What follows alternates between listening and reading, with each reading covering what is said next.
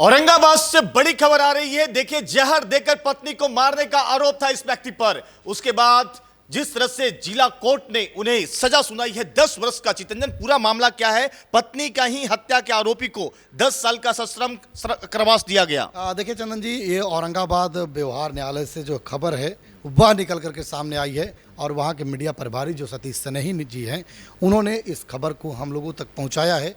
और यह खबर जो है वह समाज के लिए, समाज के हित के लिए है।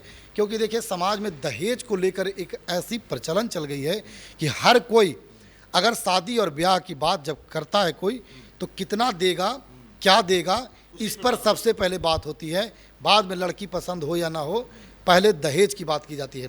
देखिए, दहेज मिल जाता है, दहेज मिलने के बाद शादी ब्याह भी हो जाती है। लेकिन शादी ब्याह के बाद भी कुछ ऐसे लोभी, दहेज के जो लोभी हैं, वह दहेज की मांग हमेशा करते हैं और इस के लिए लड़की को प्रताड़ित किया जाता है। खास करके जो लड़की शादी हो करके अपने घर को त्याग करके ससुराल जाती है, उसे प्रताड़ित किया जाता है। देखिए, ये मामला जो है वह औरंगाबाद जिले के रफीगंज का मामला है चंदन जी, जहां के एक व्यक्ति हैं, उनके द्वारा सत्येंद्र चौधरी नामक के व्यक्ति जो हैं, उनसे शादी होती है। बिल्कुल। और 19/11/2023 को रफीगंज में एक प्राथमिकी दर्ज कराई जाती है, जिसमें कहा जाता है आवेदन में कि मेरी भतीजी मनीषा देवी, उम्र 20 साल, शादी हिंदू रीति रिवाज से सत्येंद्र चौधरी से 16/3/2023 को हुई थी।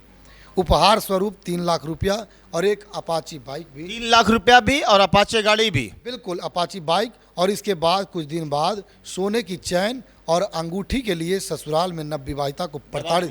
बिल्कुल। अब जैसा कि हमने पहले बताया कि बाद में दबाव बनाने लगे। अब देखिए, बाद में दबाव बनाने लगे तो इसको लेकर के सूरत में लड़की के पिता जो थे वह काम करते थे, और काम करने के दरमियान जब इस बात की सूचना बेटी ने पिता को दिया, तो मजदूरी कर रहे पिता ने आश्वस्त कराया कि देखिए भाई, हम कमा रहे हैं, आएंगे तो आपको चैन और अंगूठी जो है वह दे देंगे। लेकिन उस अवधि में 13/11/2023 को ससुराल पक्ष द्वारा मारपीट करके उक्त विवाहिता लड़की को जहर पिला करके, और ये जगह भी बताई गई है, जहर पिला करके मगध कॉलोनी रोड गया के एक निजी अस्पताल में भर्ती करा दिया जाता है। जहर पिलाकर? बिल्कुल, जहर पिला करके।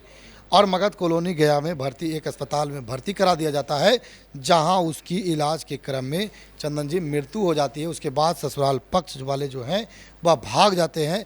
दामाद की सूचना पर लड़की के पक्ष के जो लोग हैं वह आते हैं। फिर उसके बाद मामला दर्ज होता है, और मामला दर्ज होने के बाद चंदन जी इस मामले में गवाही होती है।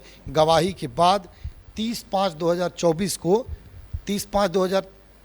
को आरोप जो है वह गठित किया जाता है। और देखिए, अब इस मामले में 8/7/2026 को दोषी ठहराया गया, और उसके बाद सत्येंद्र चौधरी को दोषी ठहराया गया। और दोषी ठहराने के बाद देखिए, अभी दहेज की हत्या आरोप में 10 साल की सश्रम कारावास हुई है, और इसकी जानकारी जो है वह सतीश कुमार सनेही ने दी है। बहुत बहुत शुक्रिया चितंजन। देख सकते हैं, सत्य की जीत होती है, लेकिन दरअसल जैसा कि चितंजन ने बताया कि दहेज लोभी समाज में किस तरह से अभी भी घूम रहे हैं, मंडरा रहे हैं, और उसने अपनी ही पत्नी की हत्या कर दी, और हत्या करने के बाद गया के एक निजी अस्पताल में भर्ती करवा दिया। उसी की सजा मिली है 10 वर्ष तक। इन्हें अब जेल में ही रहना पड़ेगा, लाल घर में ही रहना पड़ेगा। बाकी आपकी क्या प्रतिक्रिया है, जरूर बताएंगे।